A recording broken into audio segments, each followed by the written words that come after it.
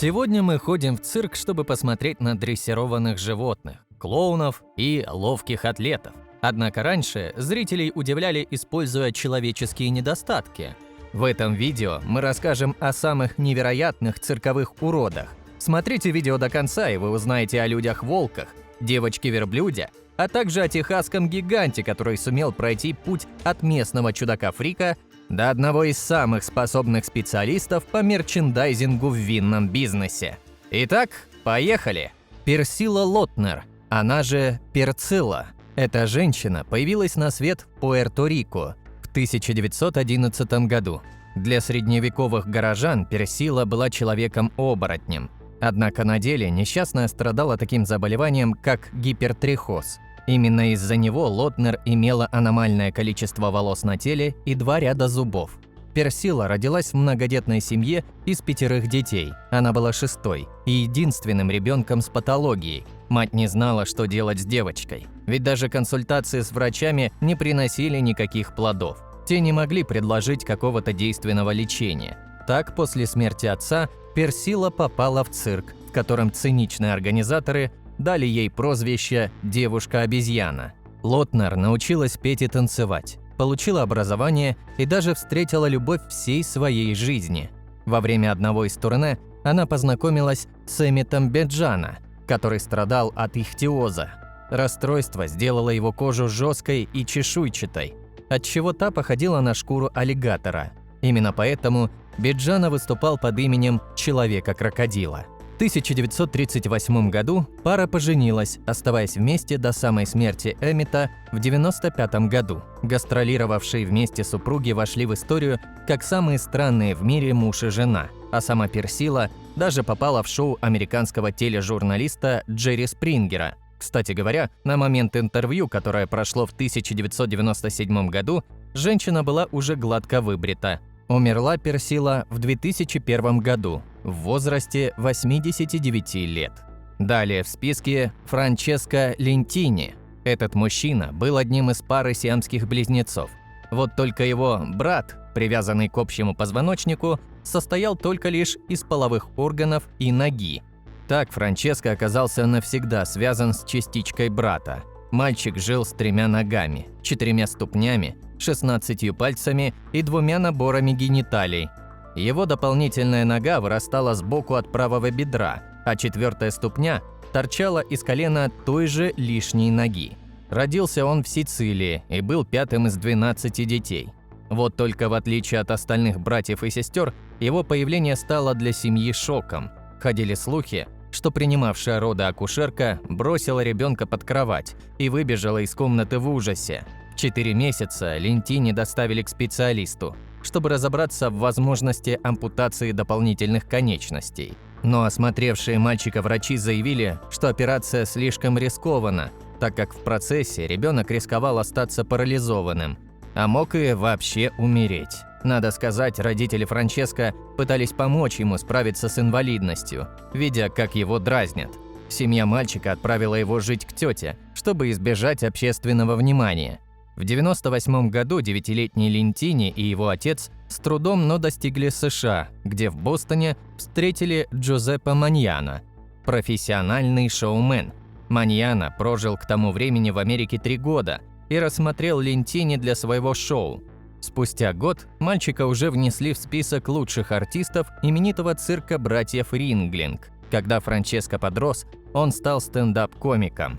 Он часто шутил про то, как всегда приобретает 2 пары обуви, не забывая о своем одноногом друге. Мужчина осознанно выбрал цирковую карьеру и более 40 лет гастролировал с разными труппами, в том числе с американским шоуменом Барнумом.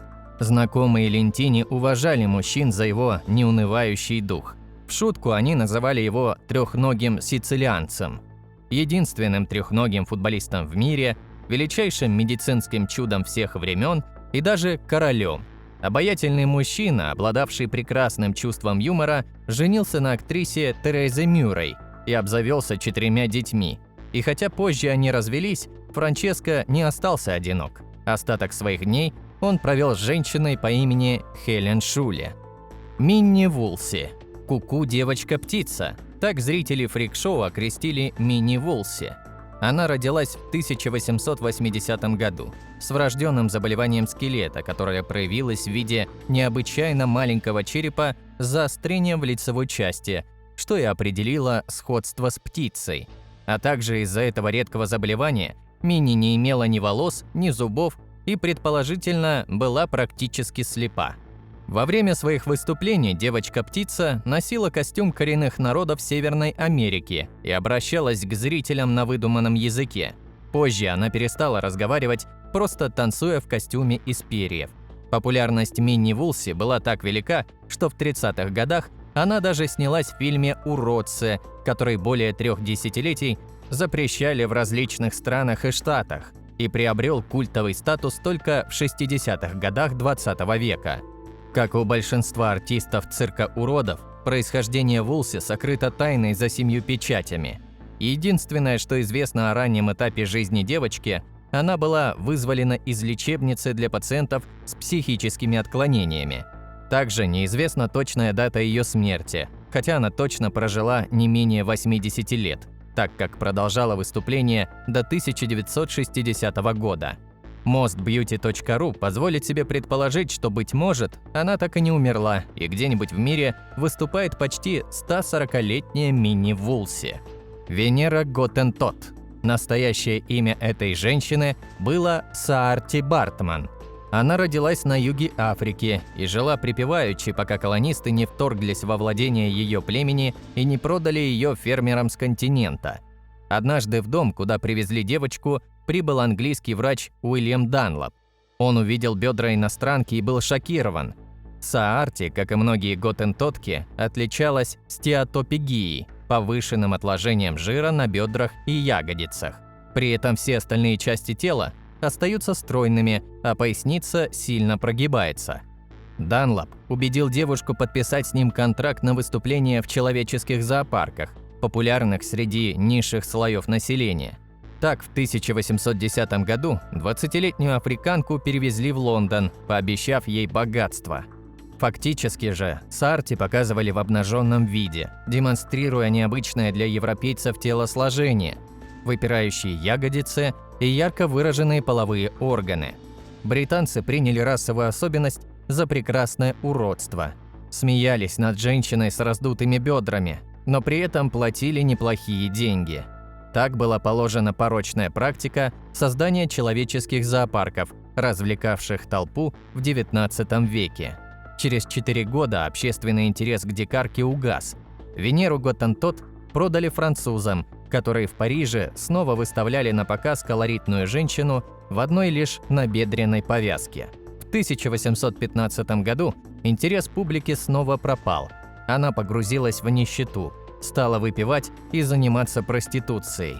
Такой образ жизни быстро сгубил Саарти, и вскоре она умерла от сифилиса. Мозг и половые губы женщины были вырезаны и выставлены на обозрение вплоть до 1974 года, а останки несчастной женщины были возвращены в Южную Африку в 2002 году, благодаря ходатайству Нельсона Манделы. Не очень завидная судьба. А мы двигаемся дальше. Элла Харпер была на 10 лет старше Минни Вулси. Она получила прозвище «девочка-верблюд» и была настоящей звездой фрик-шоу конца 19 столетия. Люди съезжались со всего мира, чтобы посмотреть на Эллу, которая родилась с выгнутыми в обратную сторону коленями, что заставляло девочку передвигаться исключительно на четвереньках. Будучи подростком, Элла зарабатывала огромные деньги – $200 в неделю, что по нынешним временам с учетом инфляции приравнивается к $5000. Элла Харпер покинула фрик-шоу в 16-летнем возрасте, решив получить образование и вести нормальную жизнь. После этого она ни разу не появлялась в цирке и даже не фотографировалась для прессы.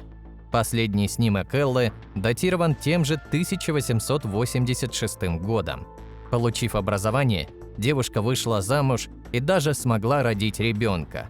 К сожалению, дальнейшая судьба Харпер полна трагизма. Ее дочь умерла всего через полгода после рождения. Элла вместе с супругом приняла веру адвентистов и через 12 лет после рождения первенца решила взять опекунство над новорожденной девочкой из приюта. Однако этот ребенок скончался еще раньше, не дожив и до 4 месяцев. О дальнейшей жизни Эллы Харпер мало что известно. Один из источников утверждает, она умерла в возрасте 51 года от рака прямой кишки. Еще один удивительный человек, который попал в цирк уродов – Исаак Спрэг, или «Живой скелет». Родился в 1841 году в штате Массачусетс. Он рос и нормально развивался, был обыкновенным мальчишкой. Ни у кого из его родителей не было проблем со здоровьем, как и у Исаака, по крайней мере поначалу. Но в 12 лет с ним стали происходить странные вещи. Юноша принялся жаловаться на судороги и, несмотря на нормальный аппетит, начал терять вес, стремительно худеть. Паникующие родители, не зная, как помочь, вызывали врачей, но ни один из специалистов того времени не мог диагностировать причину внезапной худобы. Какое-то время он работал на своего отца, сапожника-бакалейщика, но из-за серьезного снижения веса Исааку становилось трудно поддерживать жизненную энергию. Когда его родители умерли в 1860-х годах, ослабевший молодой человек уже буквально не был пригоден для нормальной работы. Он начал искать способ обратить свою кондицию себе на пользу. Тогда-то он и обратился в цирк. Он никогда не расставался с фляжкой, в которой было налито сладкое молоко. Это помогало ему не потерять сознание от бессилия. Периодически он делал пару глотков. При этом аппетит у него всегда был отменный. Спрэг ел за двоих, а люди с восторгом наблюдали, как живой скелет пожирает стейки в огромном количестве. Когда Спрэгу исполнилось 44 года, его рост был 168 сантиметров, а вес при этом составлял всего-навсего 43 килограмма. Несмотря ни на что, Исаак впоследствии женился, и у него даже были дети – 3 сына. За годы работы в цирке он сколотил немалое состояние. Однако нелегкая судьба оставила свой отпечаток. Все спустил на выпивку и азартные игры. Умер Исаак в 46 лет, нищим. В его завещании было написано, что свое тело он отдает ученым для опытов, для того, чтобы в будущем врачи смогли помочь другим людям с таким же заболеванием. Ну и, наконец, техасский гигант, о котором мы говорили в начале видео. Джейкоб Рубен Эрлих был почти самым высоким человеком в истории. Ему не хватило 13 сантиметров, чтобы побить рекорд. Однако ему хватило храбрости и таланта воспользоваться своим удивительным недугом. Известный под псевдонимом «Техасский гигант» в цирковом мире и Джек Эрл на киноэкране, американский великан из Эль-Пасо прожил удивительную, но короткую жизнь. Родился он в Денвере в 1906 году. Позже переехал в Эль-Пасо со своими родителями, евреями-мигрантами из Польши. В детстве Эрлих мечтал стать киноактером, поэтому он перебрался из Эль-Пасо в Голливуд, где с 13 до 17 лет снялся почти в 50 немых фильмах. Всех привлекал большой рост Джека Эрла. Но вскоре неудачное падение со строительных лесов положило конец кинокарьере Эрлиха, и он вернулся в Эль-Пасо. В октябре 1925 года Эрлих и несколько его друзей посетили цирк Ringling Brothers. Там-то Эрлих удивился, обнаружив, что он выше самого высокого человека в цирке. Вскоре управляющий цирковым представлением начал переговоры с Джейком о поездке под большим тентом ради выступлений по всей территории США.